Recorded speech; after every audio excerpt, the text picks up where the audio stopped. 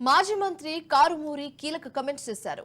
లేహం food product పేరుతో go పశువధ కర్మాగారం వెంటనే ఆపాలన్నారు. పశువధ కర్మాగారానికి టీడీపీ హయాంలో అనుమతులు ఇచ్చారని, దారుణంగా రోజుకు 400 పశువులను వధిస్తున్నారన్నారు. వైసీపీ ప్రభుత్వం అధికారంలోకి రాగానే ఆ పశువధ కర్మాగారాన్ని ఆపేశామని, అన్ని అనుమతులను రద్దు చేశామన్నారు. ఇప్పుడు టీడీపీ కూటమి అధికారంలోకి వచ్చింది.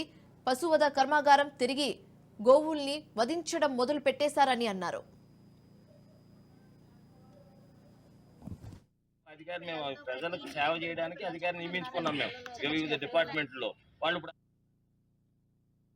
2014-19 మధ్యన ఈ లాహం ఇండస్ట్రీ అని చెప్పి గోవుల్ని బఫెల్లోస్ ని కట్ చేసే ఫ్యాక్టరీ ఒకటి స్టార్ట్ చేశారు. సరే, పర్మిషన్స్ అన్ని కూడా తెలుగుదేశం టైంలో రావటం జరిగింది. తర్వాత నేను ఎమ్మెల్యేగా మరి 2019 నుంచి 2024గా దీని మీద ఉద్యమాలు కూడా చేయటం జరిగింది. ఆ ఉద్యమాల్లో టైంలో నా దగ్గర కొంతమంది రావడం జరిగింది. మరి నాకు ఆ టైంలో కూడా నా మీద కూడా అపవాదులు కూడా వేశారు. నాకేదో ఇందులో వాటాలు ఉన్నాయని అది ఉన్నాయని.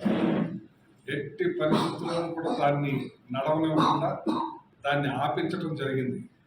దాన్ని ఎట్టి పరిస్థితుల్లో నడవనివ్వ